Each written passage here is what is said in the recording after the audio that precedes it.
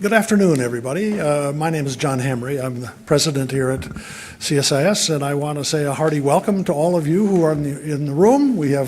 I always say every meeting now we have physicals and virtuals. We've got physicals in the room, and that's a very important audience to give our speakers the kind of feedback that they need. But we've got this huge virtual audience that's also going to be watching, and they need to have your enlivenment here to make these speakers really come to life. So thank you all for being here today, and this is a real privilege.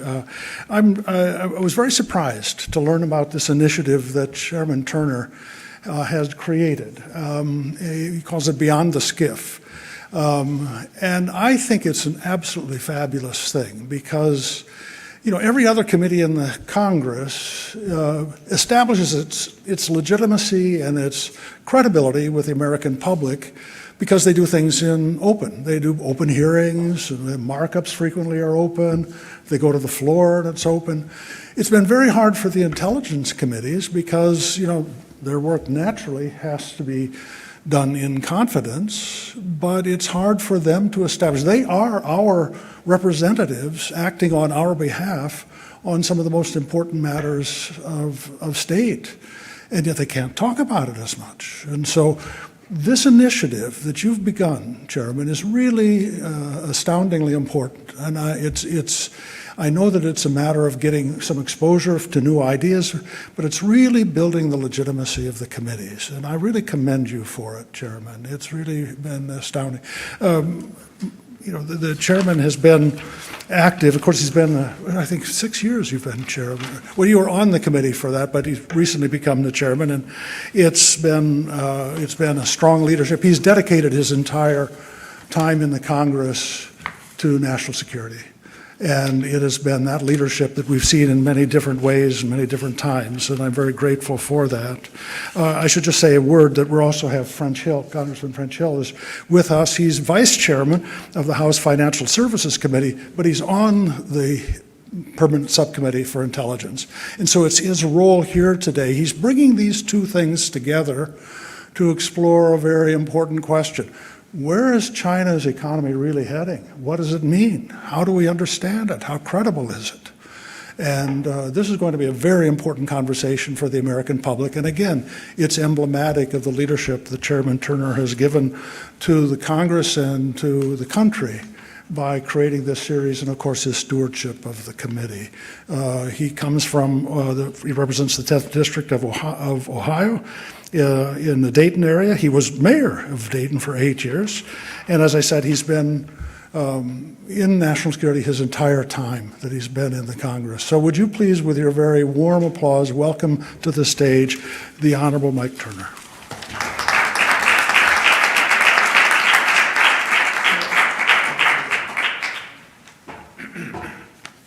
Well, thank you, Dr. Hamry. I appreciate you hosting us today, and I appreciate CSIS and what they do and what a great resource they are for decision makers in national security and in policy.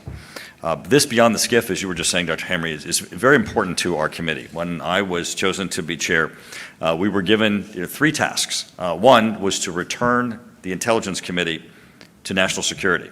Now, you'd think that wouldn't be an assignment that you'd have to get, but unfortunately, as you all know from the history of what occurred in the committee, we needed to re-energize our focus and to get the committee working together on the issue of national security. Even though our members had never lost their focus on national security, as a committee, we had lost our focus.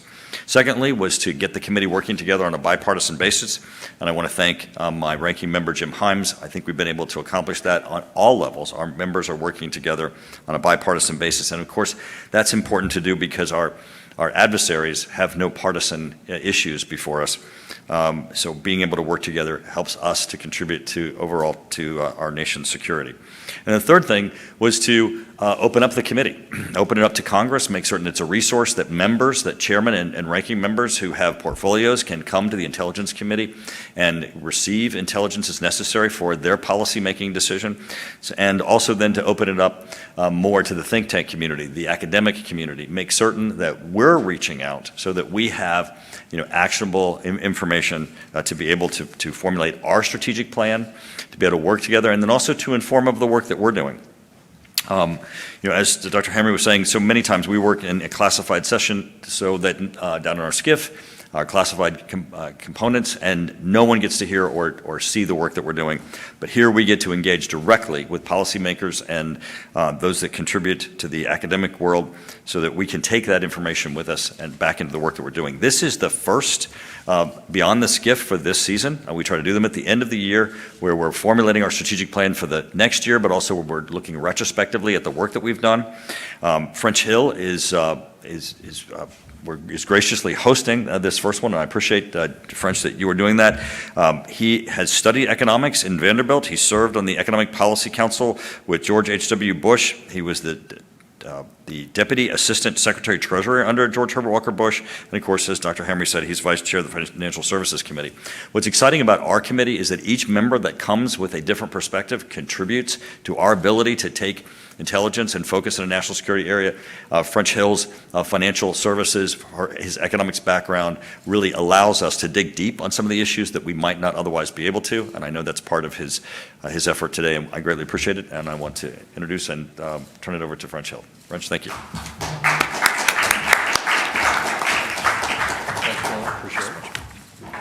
Well, Mike, thanks so much for commencing this series. I think it's a very important role of the House Intelligence Committee to open it up, and thank you for your leadership of the committee. And I'm proud to be introducing this first panel of the Beyond the SCIF series for this Congress. I want to thank CSIS for being our host and grateful for their generosity. We gather in the immediate aftermath of the Biden-Xi bilateral, where the economic outlook for both nations were top of mind. I look forward to an informed conversation today with the panelists on the important discussion about the Chinese economic outlook and forecasting. Since the CCP leader Xi's last decade of asserting his goal of Chinese communist dominance economically, militarily, diplomatically, conversations like this are crucial as we assess their aspirational and realized influence and work with like-minded partners and allies on a right-sized response. Today we're joined by experts, Jude Blanchette and Logan Wright, to dive into this critical topic. Jude is a CSIS Freeman Chair in China Studies. He previously served in Beijing on the Center for Economics and Business Board and as Assistant Director of the 21st Century China Center at the University of California, San Diego. His expertise on the Chinese Communist Party and its engagements with foreign companies and investors will provide valuable insight. Logan Wright is a partner at the Rhodium Group and is their lead China markets research analyst. He's also senior associate of the trustee chair in Chinese business and economics here at CSIS. Prior to his current position, Logan was head of China research for the Medley Global Advisors and a China analyst with Stone and McCarthy Research in Beijing. I look forward to hearing more about this work on the important credit expansion on the Chinese financial system and how that influences China's position in the global currency and capital markets. During our discussion today, we will debate tough questions about Chinese economic forecasting. Our panelists will attempt to pull back the bamboo curtain and address projections of Chinese economic growth, factors that affect it, and events that could alter or change those current projections. Over the past few months, sentiment in China's economy has grown increasingly negative, notably regarding the level of debt, the lack of a social safety net, overinvestment in real estate and housing, growing unemployment, increasing signs of de-risking of supply chains, and let's not leave out disappearing entrepreneurs and the crushing death of one country, two systems, China, in Hong Kong. At the same time, we see projections from the International Monetary Fund that have an increasingly positive outlook for Chinese economic growth. I look forward to hearing our panelists' opinions on these two divergent positions on China's outlook. I'd like to open our conversation today and ask both of them to talk about the Xi-Biden visit last week. And let me phrase it this way. President Xi was quick to say that the American export controls and investment screening and sanctions that America has imposed he says, quote, severely harm China's legitimate interests.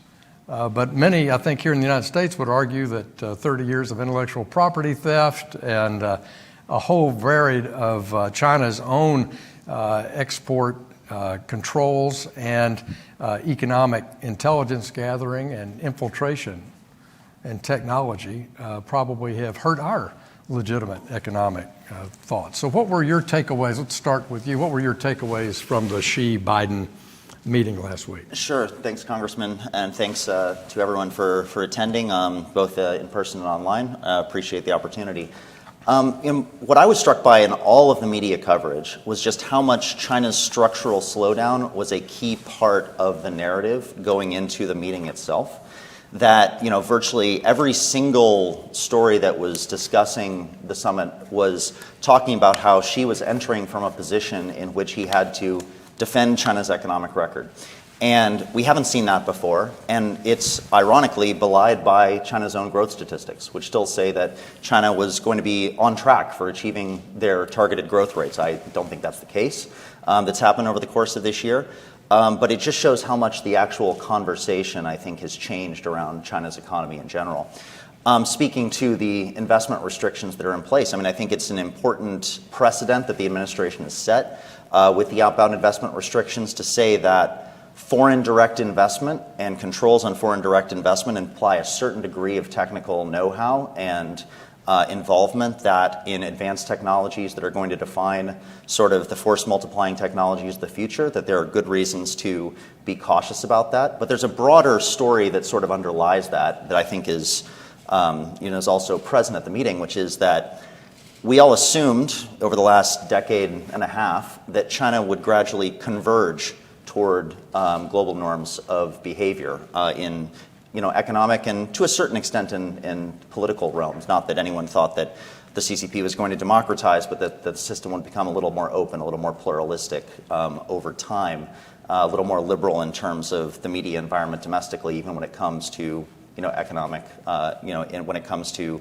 economic news in particular. That hasn't happened, and that reversal has required everyone to start to reappraise what the appropriate safeguards are to insulate Western economies from, absolutely, unregulated flows in trade and investment between China and the rest of the world. What was your takeaway? Unfortunately, going after Logan, I find I agree with almost everything. I'd say, to echo some of what Logan said, it is striking that if we were to go back just to 2019, just before COVID, the assessment here in Washington was really about China on this trajectory of galactic domination. This was an economy that was a juggernaut, centralized political leadership under Xi Jinping. And now we're, as Logan indicated, we're having a much different conversation here. One that is looking at, I think, enduring structural limits on what China's going to be able to accomplish. Also seeing the weight of Xi Jinping's techno-nationalist view of economic management now really start to sit heavily on China's shoulders. And I think the other important point is it's not as if it's a mystery what the reforms China would need to make to at least address some of the more pronounced productivity challenges. But the leadership in Beijing is singularly unwilling to expend political capital to go after some of these deep structural reforms, either unwilling or unable to. The second point, again, agreeing with Logan, is I think in Xi Jinping's direct articulation of concern over U.S. technology and investment controls, you hear an honest assessment that belies China's own rhetoric on the self-sufficiency it can produce in its own economy. For all that chest thumping about the superiority of the China's model and the mobilizational capabilities of China's techno-state apparatus, they're still deeply, deeply dependent on external markets for key inputs. And so you see in that, dressed up in language of confidence, I think a clear articulation from Xi Jinping on what some of their most pressing vulnerabilities are. Well, would you, Logan, would you put a number on a percentage of slowdown in GDP growth? We're going to both assume they continue to have positive GDP growth, but would you attach a number over the next 5 years to the de-risking aspect. I think China saw for the first time a fall off in foreign direct investment, for example, despite announcing last week at the famous $40,000 a plate dinner that both MasterCard would be granted a license to do credit card inside the country, and Broadcom's acquisition was going to move forward. Those were two positive things that came out of the meeting. But integration, if the EU and the United States and Japan were to, over a 5 or 10 year period, truly de-risk and diversify supply chains, what kind of impact of GDP do you think that would represent? I mean, I think that GDP growth. Yeah, I mean, I think it would have a greater than 1% of GDP over time kind of impact over a 5 to 10 year period. It's an interesting question though, because it's not so straightforward exactly how that's going to play out in the data itself. I mean, China's going to, even if de-risking takes place, and de-risking is taking place, decisions are being made. If you look at sort of inbound investment into China's semiconductor sector, for example, substantially lower than what it was before. If you look at how companies are reallocating their own investment decisions into third countries, if you look at how Chinese companies are actually, in private Chinese companies, are trying to de-risk and remove their own risk from the Chinese market, that's also a critical trend that's occurring. But what's interesting is, as investments go into some of these third countries that are then going to export to the United States and Europe, in the sort of friend-shoring dynamics that we're seeing, those supply chains are not as developed. So they're still going to be dependent upon imports from China of intermediate goods. And so this is an interesting challenge, I think, for business and government. Business and government need to sort of have a conversation that's very open about what really is the goal that we're trying to accomplish here, and what kind of supply chain insulation does government want in terms of the reductions of risk involved. Because in headline terms, China's trade might not suffer that much, even if de-risking goes on, because they might still be exporting intermediate goods to third countries. But undoubtedly it will have an impact. And undoubtedly the decline in foreign direct investment and the decline in inbound investment into China has been a major part of the change in business sentiment so far. The structural slowdown that we're seeing in China right now is, in my view, a byproduct of the end of an unprecedented credit and investment bubble. That's really the vector that's driven it down through the property sector and through local government investment.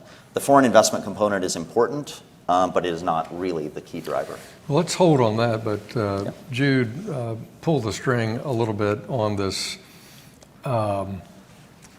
If you're going to have slightly lower areas of foreign direct investment into China, and even if their exports are maintained by critical, third country components, but they're not addressing the misallocation of resources domestically, which he touches on, how does that work out?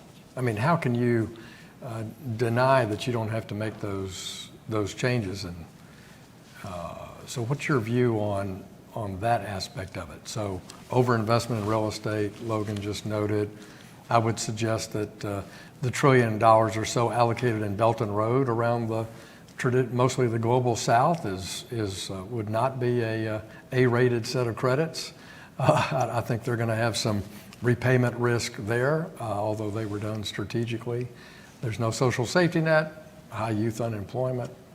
So what about that domestic side? Address that for a minute. I mean, one point to make is it's not as if 15 years ago the Chinese system was humming along at peak efficiency and something is suddenly broken. Both companies operating in China as well as analysts and observers have always noticed the amount of duct tape holding this system together. It's just that if we think about, again, I'm drastic simplification here, over arcs of decades, China has been able to extract productivity gains through some simple mechanistic reforms, simple better allocations of capital and labor and talent by dismantling a previous, state-dominated, centrally planned system, entrance into the WTO and opening up of external export markets, building up a pretty sizable manufacturing ecosystem. But even amidst all that, I mean, this is a very, very dysfunctional system when you got up close to it. Companies have just become very good about navigating that. I think what's happening here, though, is the rapid economic growth paved over a lot of these challenges. And now there's a lot of external scrutiny of this. I think investors and companies 10 years ago, when you were operating in China, you essentially could, you're out in a boat, you could pick any direction and you had wind in your sail. Now I think companies, investors are sort of 10 feet off the shore and they've got a pole that they're sticking into the ground to see if there's any coral reefs around. So that I think is the major challenge here. Issues around social safety net, regulatory dysfunctionality, patchwork legal system, those have always been the case. I think we're now just bringing the appropriate attention to bear on this. And the other thing is, China's economy 20 years ago was much, much smaller and much less globally integrated, and the impact of domestic dysfunction was less widely felt. I think now the significant concern is understanding how an increasingly dysfunctional Chinese economic model is going to reverberate throughout the globe. I think that's the big concern now. Well, when you think about those things, either looking at the domestic economy, trying to measure it, or try to look at it from an export power and the employment tied to those exports in that manufacturing hub, how do we measure that? I mean, in August, Beijing said that they would no longer release youth unemployment data. And if you're a really nerdy economist and you've dug into the current account balance and the reserves in their 1998 series, you see that it's no longer comparable. So is China hiding the data that people need to assess their economy? I think its data availability is an increasing problem across virtually the entire Chinese economic space. Everyone kind of has to make their bets about what is the most important thing to follow. For us at Rhodium, what we follow is the money. We follow the credit system. We follow basically how much banks are allocating to different industries, and therefore you can figure out in an investment-led economy what's actually happening on the ground. And that has long led to very divergent views from the official statistics. And if you look even bottom up from China's industrial output statistics, if you look at a simple weighted average of the 103 products that they provide in industrial output, they show a more regular business cycle, unlike GDP growth, which has been extraordinarily stable, far too stable to be credible for far too long a period of time. If you look at China's GDP growth from 2014 to 2019, I'm going to forget this off the top of my head, but I think the range of variance in every quarterly GDP growth rate was about 2.2 percentage points over that time frame. We could not find another country that had similarly low rates of variance in GDP growth. And you should be able to see that in emerging markets in particular. It should be more cyclical growth outlook rather than less. So we're very skeptical of the higher up you go in terms of the headline use of data, especially GDP. We're very skeptical that that's useful. China still produces a lot of data that is useful, and we spend a lot of our time figuring out exactly can you extrapolate from the bottom up where money is flowing? Can you extrapolate what's happening in individual industries? Corporate data is still available. There's quite a lot of resources you can bring to bear, and that's what we try to do. And triangulate it with the Yes. people from outside China Exactly. who are using or selling into those markets. Exactly. Can I just add that there is an epistemological closing happening in China that I Yes. think is, it's not just the quality of data, especially top-line data like GDP has always been problematic, so you would often look at directionality rather than the specific number. But this is, there's data sets that are becoming harder to find, if not disappearing. You're also seeing, databases like Wind, which provides, financial data about China, is now being, external users are being blocked from setting up new accounts. Other databases, China's version of our JSTOR, which is sort of all academic articles, it's called CNKI. Subscriptions are being cut off. And again, a lot of these challenges were always present, but you could compensate to them by traveling in the country, talking to people. But a lot of the vectors we had to try to understand China are just becoming murkier, they're closing off, or politics is acting as an increasing constraint on them. That's affecting our ability as outsiders to understand the system. But the challenge in authoritarian systems is also for insiders. People in these systems often find that they're unable to have an accurate sense of direction of travel, speed of travel. So this is a problem I think we're all dealing with. I certainly learned that firsthand back when I worked for President Bush 41.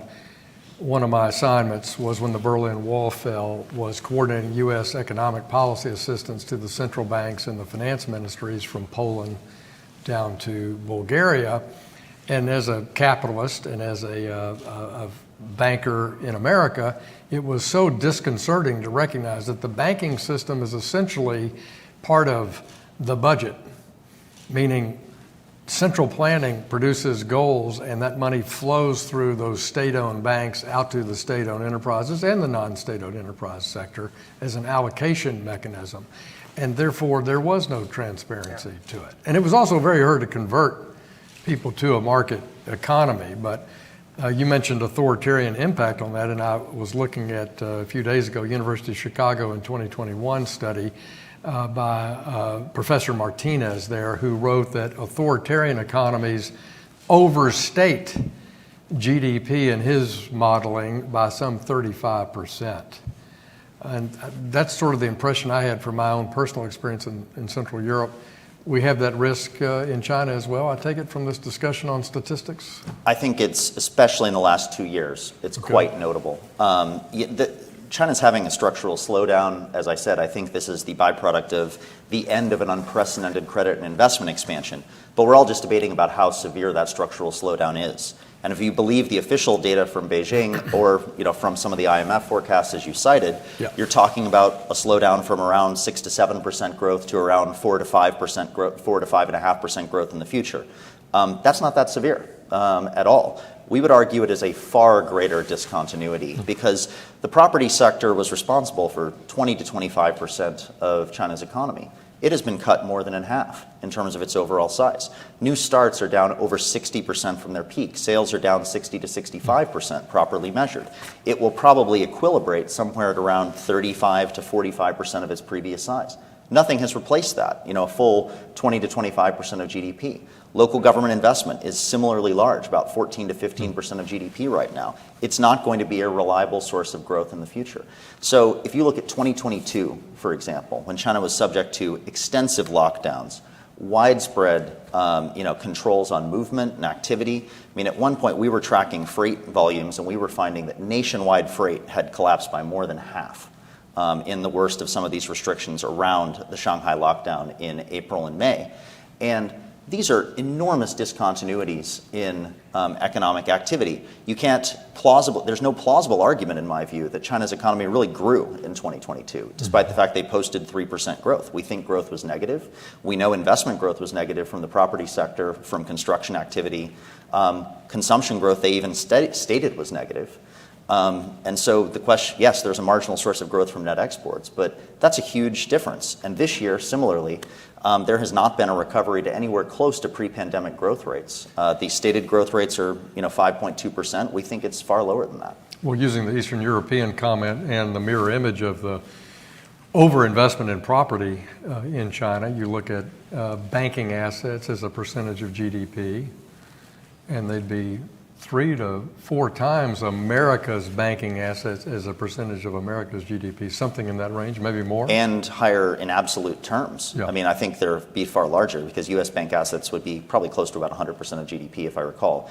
But China's banking asset, China has the largest single country banking system in the world. It's $57 trillion plus in bank assets, and it's quadrupled in size in just 8 years between 2008 and 2016. This has been. Is that a bubble? That's the largest single country credit expansion in relative to global GDP that we can find in over 100 years, and probably well beyond that.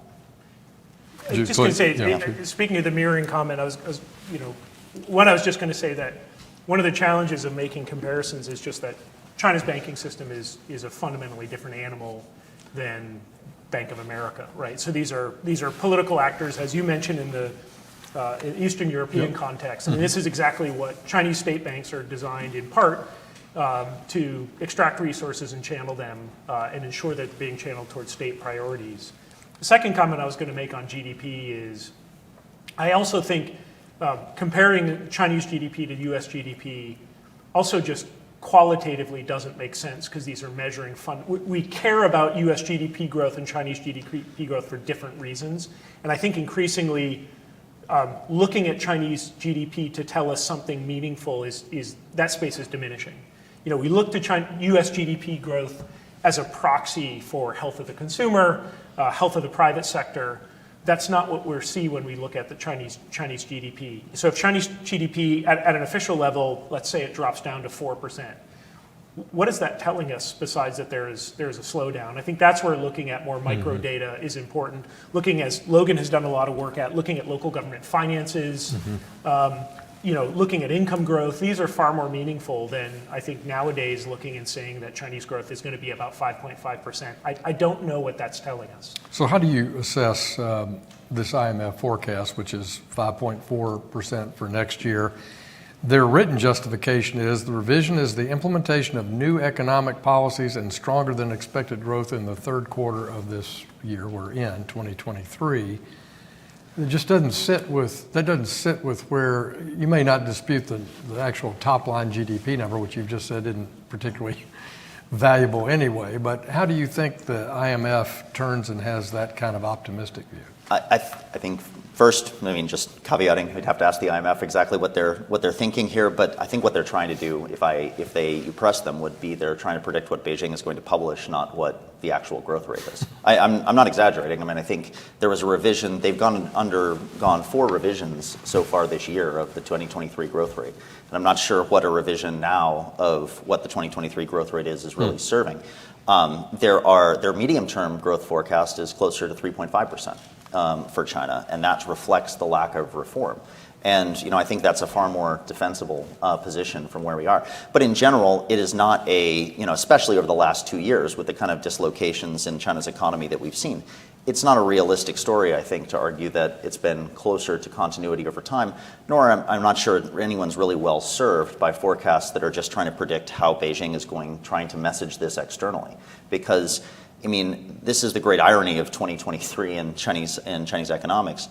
Ostensibly, China's on targeted growth pace, yet they have reacted as if it's a pretty much full-on panic about how to stimulate the economy, how to open up to foreign investors, revise the budget for the first time to expand fiscal resource, to expand fiscal support for the economy for the first time since the Asian financial crisis, cutting interest rates. None of this suggests that the economy is well on track for exactly the targeted growth rate that they were expecting. And it's it just doesn't make sense that we had this very significant adjustment from COVID restrictions in 2022 where growth was 3% to lifting all of those restrictions and growth is 5%. The IMF just started is in the middle of the Article 4 process. And I bet when we see their report come out next spring, we're going to see a different analysis in that. I agree with Logan. I think all that this is telling us is, we're going to see assessments coming out from banks as well on the Chinese economy for next year. It's just telling us, it's just throwing to the receiver. But, so I think look at the Article 4. In Arkansas football, we couldn't even do that this year. So. I think the other thing is, 10, 15 years ago, if you were talking to corporate boards, slide number 1 would be a projection of Chinese growth. And this is the reason, this is the story about why we need to be in the market. I don't see that slide anymore.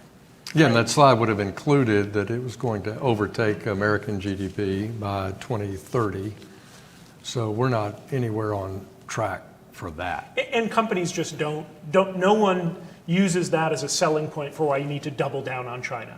Right? Some companies are thinking about increasing investment in China, but it's no longer this untapped potential.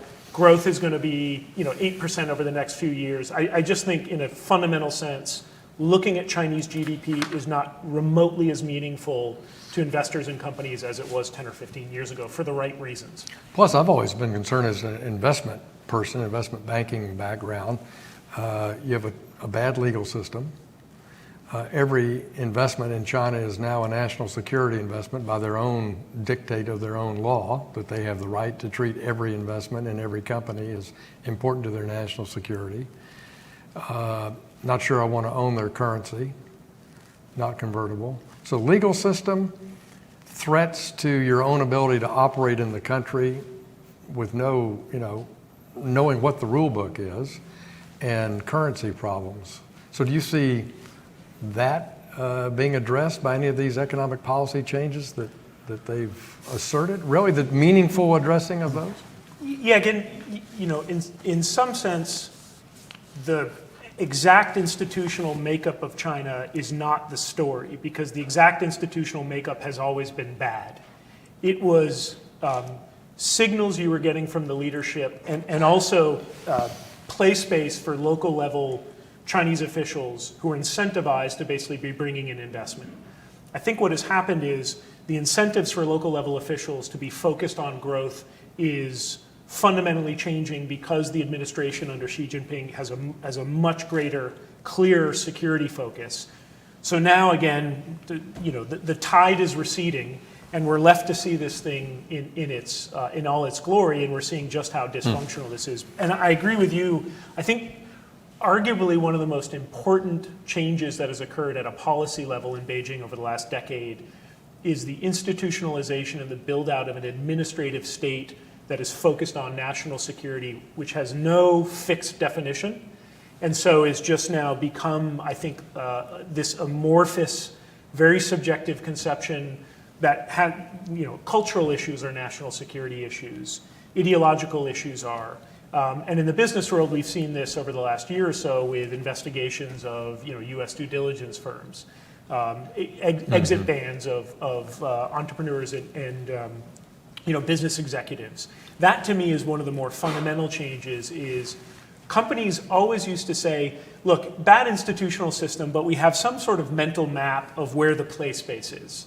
And I think now what's upsetting marginal investment is companies no longer feeling certain that they know exactly where are the green zones, where are the yellow zones, and where are the red zones. Everything is starting to look like either a red zone or a yellow zone, and hence the drawdown in FDI. Almost every company or investor you talk to, even the ones who are in China, are saying, if 10 years ago we were going to put a full dollar in, now it's 30 cents on the dollar, right? We're certainly not thinking about long-term heavy capital investments because the political outlook for China is just so uncertain. Why would you put $1 billion into a massive, build out a factory in China, expecting to get returns 10 or 15 years down the line, given all the volatility right now? And even though there are economic officials in China who understand this reality, who want to actually push back, who want to actually reform the system, under this new scrutiny of a security-oriented administrative state, just as you said, they can't necessarily win those battles. So you have these consultations and say that, look, all of these raids, these investigations, these are complicating the investment environment. They could acknowledge it, but they can't really do anything about it because they're not actually in the room where those sort of decisions are happening at the same way. And I think this is kind of the environment that we're seeing develop over the course of this year and why it's responsible for some of this slowdown. How do you think this slowdown, economic slowdown in China, impacts the CCP's thinking in Beijing about Taiwan? That's good for you. It's a hard question. Yeah. Partly because... That's why you get it. I mean, the honest answer is I don't know. But I work at a think tank. That's not going to stop me. I think, first of all, I would say China's calculations on Taiwan are much more attuned to what conversations they hear here in the United States. Also, political dynamics in Taiwan. So if we're really worried about what moves China on Taiwan, the two dynamics would be the electoral outcome in January 13th in Taiwan. I think there's an expectation here that William Lai and the DPP are going to win, but I would just say in the polls, the KMT and its candidate Hou You-yi is only a point or two behind. Mm-hmm. The second is how we talk about Taiwan here. And I think where there's prevarication in our support for Taiwan, where they see changes in foreign policy, changes towards isolationism, that I think gives China opportunities. The bigger question, though, is what does an economic slowdown mean for China's foreign policy writ large? I think this is where there's a big debate going on right now. And you have two sort of mental models here. One is the classic wag the dog. As you see a slowdown and these economic problems really start to sit on the system and you see growing instability, you see local governments struggling to pay cadres, that there is an incentive for Xi Jinping to try to find some external vent for this. We've seen China do this before in territorial disputes with the Japanese, around the Senkaku Islands, for example. So I see that as certainly plausible. The other alternative, which is the one I think we should all hope for, is that as the weight of these economic challenges starts to settle, it opens up space for new debates to occur in Beijing that were impossible. And I think, you can run an economy into the ground longer than we would want. But at some point, and I think we're entering into that phase, functional constraints and scarcity is really going to start to impact. And again, I don't want to speak for Logan, but I think if you look at local governments, this is one where you're now starting to see Xi Jinping can dream big, but what really matters for a functioning economy and political system is what happens at the local level. And Xi Jinping runs a Leninist system that gives him power, but in the end, he is absolutely dependent on tens of millions of cadres who are not in Beijing at the local level, and you got to pay their salary, you got to pay them on time. You have to have money to fund police and social stability.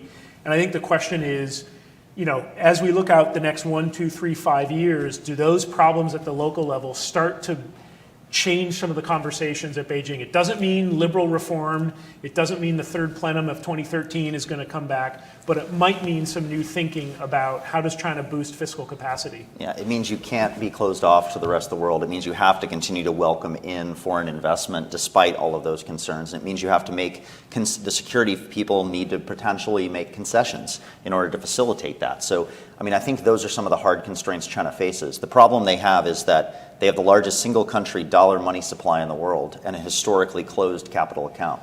So there's this huge pressure for capital outflows. Story in the New York Times today, just citing some of the mechanisms that are facilitating that. If there's no counterbalancing capital inflows, the exchange rate weakens, and they're trying to basically continue. They face protectionist pressures everywhere as their economic global throw weight continues to decline, and that's the problem. I think they're going to face. Just as Jude's point at the local level, I think it's completely underappreciated, especially here in Washington, but in the economics field as well in China, just how constrained their fiscal system is right now. China's fiscal resources, total fiscal revenue as a proportion of GDP, has declined by about 8 percentage points over the last 10 years. And it's extraordinarily dependent upon an investment-led growth model. China doesn't charge individual income tax, doesn't charge domestic consumption tax in very large proportions. They charge VAT, and they charge corporate enterprise income taxes. Those are diminishing if there's no investment-led growth. And the average pace of tax revenue growth over the last 8 years in China, nominal, has been about 4%. It's shocking how China's now collecting roughly a low end of the OECD kind of estimate of tax revenue to GDP.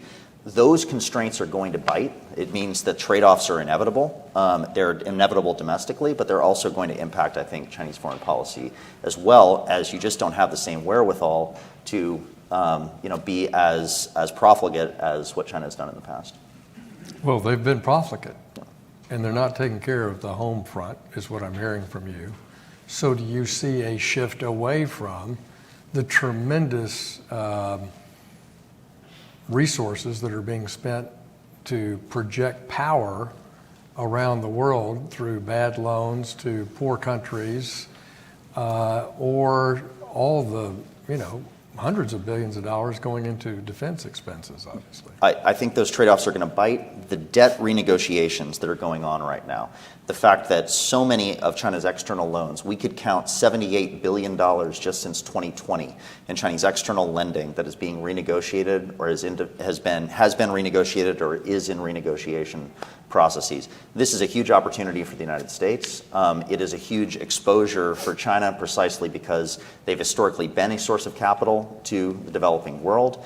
That capital is no longer being extended. Those loans are being called in. There's arguably, China is now, basically accepting more repayments than they're making in disbursements.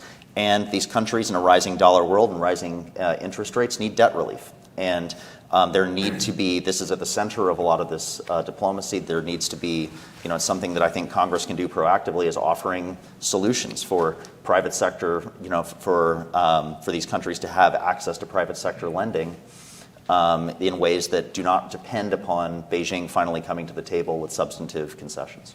Well, I think it's both. I mean, I think we have to press China to be a full and open partner in the Paris Club in debt restructuring, which they really haven't. They've had some baby Grudgingly. steps. Zambia is an example in the news this week, but grudging is the word. And but I think the principal issue is they've made a bunch of bad decisions, bad loans, and I think those countries are rejecting it. What America and our allies have to do is go in, step back, and you look at a map of influence in Africa, for example, of China and Russia today versus 20 years ago, and it's dominant. And yet, the countries that previously had a good relationship there haven't. So I think the door is back open for a European or a democratic East Asian country or America to step back in and help. And just to add to that, if you look at Chinese investment in Africa, it has built up goodwill with African state leaders. But if you look at polling data done by organizations like Afrobarometer, you see that younger Africans are incredibly frustrated with China because they essentially see Chinese investment as going in and propping up oftentimes autocratic leaders. So again, if we're looking at the short term, it looks like China's doing well in Africa. But I think if we're playing a longer game, we're seeing that China has made a lot of bad bets. It has entangled itself with some complicated regimes, and it is investing in the alienation of a very young, vibrant population in Africa, which will be a voting age in 5, 10, 15 years. The other thing I was going to say just quickly is just your point about making bad bets. Again, that's one of the puzzling things here is Xi Jinping has an extraordinary amount of power. He's clearly showed that. His ability to restructure a military is not easy, purge officials. It's confusing to me why his policy agenda is what it is rather than really focused on rejuvenating China. Because you can imagine cheap reforms he could make that are about confidence in the business community, and that's just the absence of punitive, unpredictable regulatory behavior.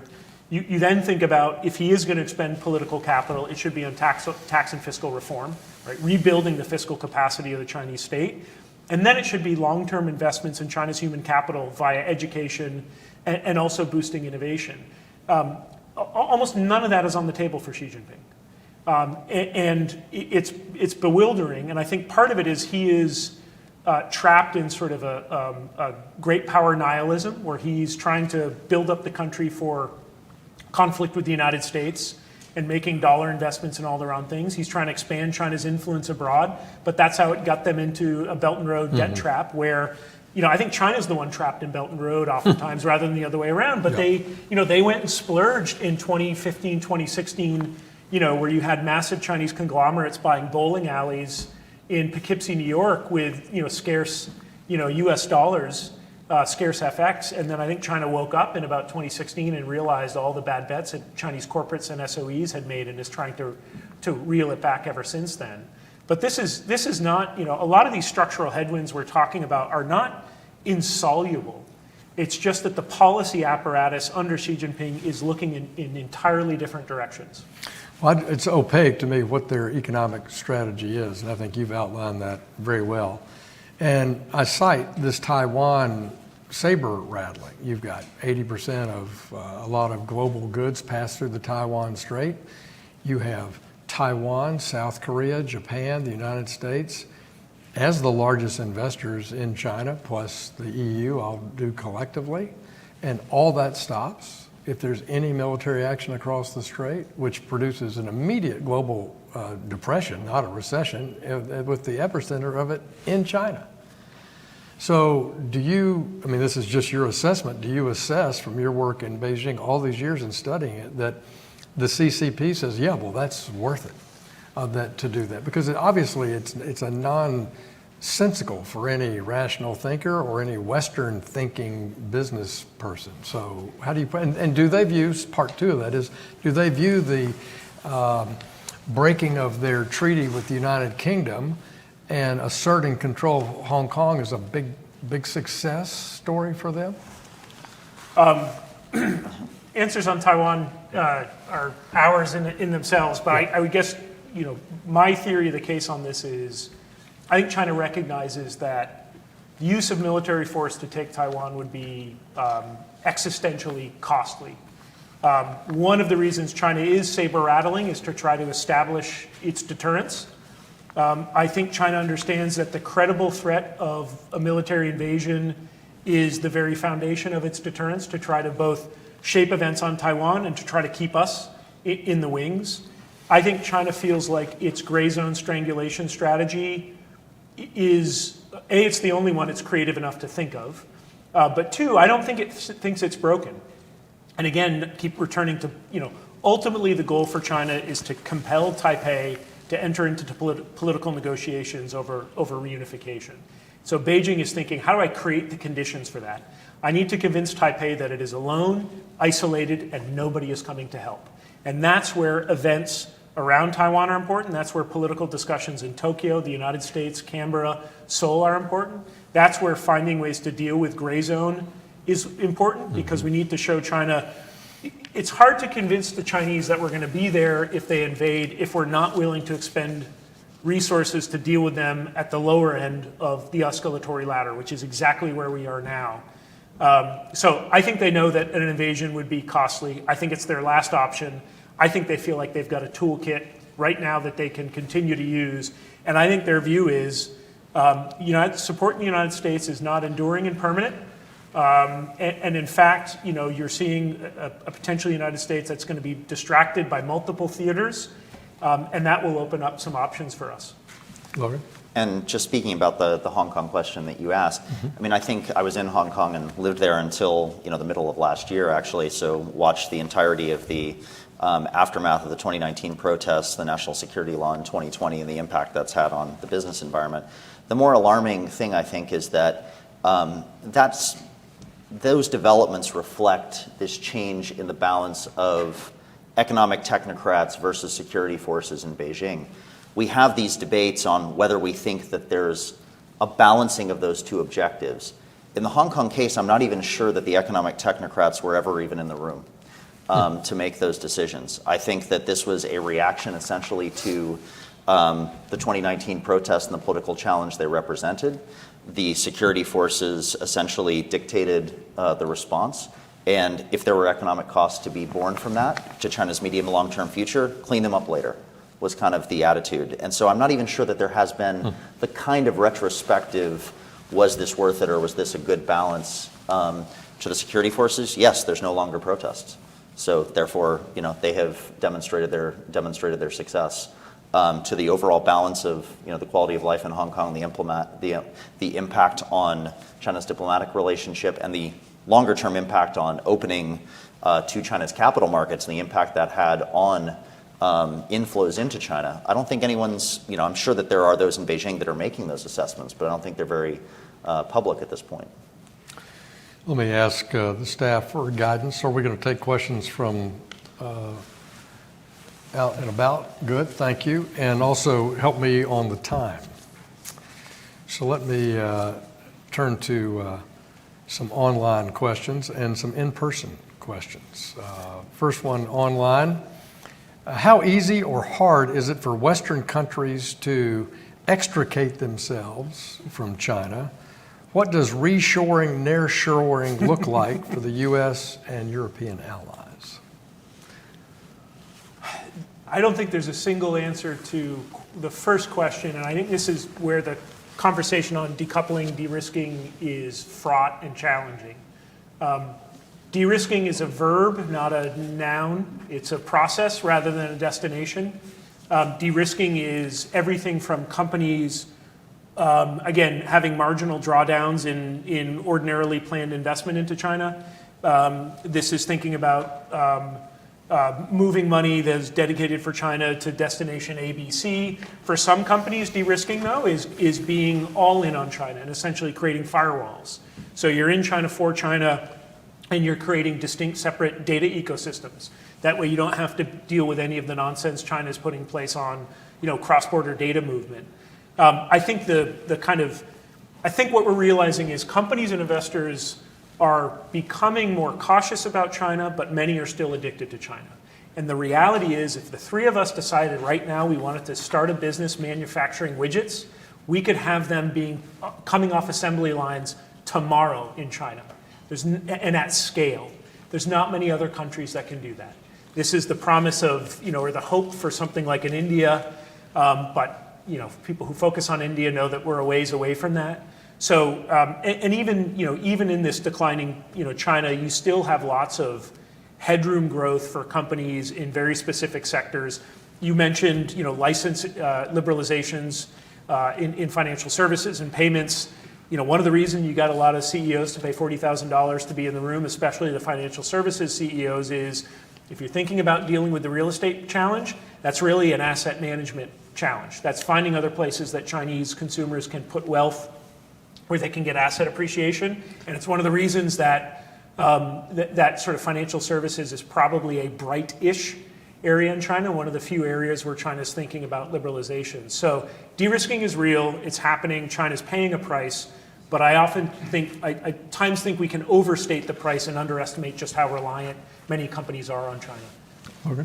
Anything you want to add? I would, if we're going to more questions, I don't have a lot to disagree All right. with there, so please go ahead. This is a very good question. Online, do you think the United States can still view China as a reliable partner, for example, on North Korea issues? Yeah. No would be my short answer. I'm not sure. I mean, you could have asked that question 15 years ago on North Korea, and we would have said no. We obviously don't find China a reliable partner in its relationship with Russia vis-a-vis its ongoing support for Russia in the war in Ukraine. You're starting to see China edge into the Middle East, but as we've seen in the wake of Hamas's attack on Israel on October 7th, China is trying to stir the pot there, I think, to gain some marginal advantages over the United States. It doesn't mean, that's not a blanket statement. I think if we do find areas of overlap, it will be because it's in China's naked self-interest. You could see it in issues like food security. You could see it in issues on AI, where China, I think, is worried about where AI goes, and you can imagine a conversation on governance on AI. Mm-hmm. But I think the big course correction that the United States has made, and I think this is not recent, I think we made this a decade ago, was realizing that China's a big country with its own interests that don't always overlap with ours, and Beijing is going to press its advantage where it can. And the rhetoric that comes out of Beijing on win-win cooperation, shared responsibilities is precisely that. It's rhetoric. Speaking of AI, this is a question from one of our good audience members. Alibaba this week announced they're getting out of the quantum computing business. Can you speak to why you think this happened, and more broadly about the public-private investment in the PRC and critical science and technology priorities? What are your thoughts there? Can't really speak to exactly an individual corporate decision like that. I mean, I think that there probably is some concern if you're a venture capital investor in China and private equity investor in China about getting involved in sectors that have been identified as potentially areas of strategic competition with the United States, and therefore you're restricting your available market. So it wouldn't surprise me if those are relevant considerations. But yeah, can't really speculate about an individual corporate decision in that respect. China's science and technology funding landscape is pretty varied. A lot of it is private in terms of actual private investment. A lot of it goes through the state labs. And then there's, different sort of, applied innovation trials that happen, well outside of state control and are kind of experimental. So it's certainly not there's certainly not a single center at which, you could say that this is really where China's innovation research is taking place. Just there was a follow-up question, which I think you've touched on, but online it was asked, and it's a place where you could both reiterate this. Do you think these China economic problems that we've talked about played a role in Xi's agreeing to meet with President Biden in San Francisco? Personally, I don't think that the meeting was ever really in question. I'm sure there's always going to be diplomatic back and forth, but the truth is that Xi not showing up at an APEC meeting, even if it was in the United States, would have been a statement in and of itself. And so backing away from that meeting is probably would be an abandonment of a potential channel for Chinese influence. Doesn't necessarily mean that you have to do the extensive bilateral with the president, so that could be viewed in that respect. I do think that one of the things that she was trying to do at the meeting was to say that we're still open for business, the economy is still performing, trying to reiterate China's narrative therein. And so that was part of the incentive therein. And so therefore, the economic slowdown and the change in narrative really does matter. I mean, this is a broader point, but the narrative about why China's economy is slowing in my view is vitally important for the United States. We should not be saying that the Chinese economy is slowing because we're imposing these investment restrictions on China and therefore we're succeeding in constraining their growth. We should be saying openly that this has been an enormous structural slowdown resulting from a massive political overallocation of credit and investment to unproductive resources. This is not a model that other countries should emulate, and this will not make China a reliable economic partner to the rest of the world. And that's really the narrative that we ought to be pushing, and that narrative has the possibility of changing minds in Beijing, because there are many people in Beijing that actually do agree with that, and potentially gives them the opportunity to sort of change China's economic direction to something that's slightly more amenable to a more sustainable global growth. I think that's a great place, Logan, to ask Jude, what are your concluding thoughts? Because that's a conclusion. I think that is important. U.S. and European and Japan, South Korea, Philippines, diplomatic positioning, which is you've made 10 years, a decade of mistakes, and you're paying the cost for those now. We want a healthy China. We want a China focused on an internal, something that's important to both the CCP and U.S. Would be harmony inside China from that point of view, I think, vis-a-vis them exporting bad credit or exporting a militaristic point of view in the region. So how do you want to sum up, Jude? I guess, realism dictates that we understand that Xi Jinping is not going to change his overall view of political economy and the geostrategic environment. And I think what that means, therefore, is the trajectory we're on now is likely to be the trajectory we're on in the future. And I think we've been talking a lot about China's economic weaknesses. I don't think the Xi Jinping leadership assesses this the same way Logan Wright does. And I think the world would be a lot better if they were reading Rhodium notes. I think Xi Jinping's view, and this is where the growth rate does come in, I think Xi Jinping's view is we're not doing too bad. We definitely have volatility in the real estate sector, but I've got a big fire hose back there that I think I can use if I need to, or I'm told I can use. We're trying to break the back of moral hazard in this system. So frankly, we want a bit of pain at the local level. We might be having some troubles with the G7, but frankly, the Global South, I think we're doing quite well. We still have CEOs lining up to come shake hands with me, and I'm going to make about 5.5% growth this year. So I think there's oftentimes a distinction between how we external observers assess China and how the Chinese leadership does. And I think that is a real fundamental disconnect. I think we're assuming that somehow the Chinese leadership is getting desperate, and maybe it wants to go take action against Taiwan. I just don't think that's the case. My view is Xi Jinping sees China as not a patient with a terminal disease, but as a bodybuilder with a cold. Right? It is a fundamentally strong political system with lots of tools that has overcome COVID, that is 100 years old. The Communist Party was founded in 1921. And you could argue that today, the Communist Party is richer, more resourced, has more external, levers of external control, has a bigger military, and Xi Jinping has more control than any leader in Chinese history.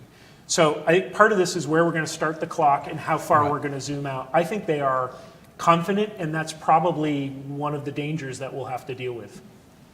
Well, I think the audience online and here at CSIS has seen why these two were ideal to talk about this challenging topic about the outlook for China and the outlook of those resources that China has and how they're going to utilize them as a force for good or a force for ill, a force for domestic harmony and growth, or a force for exporting a diplomatic and material surveillance state around the world. And it's fundamental, I think, to our national security in this country and in our allied nations in Europe and in Asia, that we understand this and that we have as much a transparent outlook on what that economic future looks like and how those resource allocation decisions are made inside a very opaque country behind that bamboo curtain. But thanks for pulling it back a bit and letting us have a peek, and thanks CSIS for hosting us today.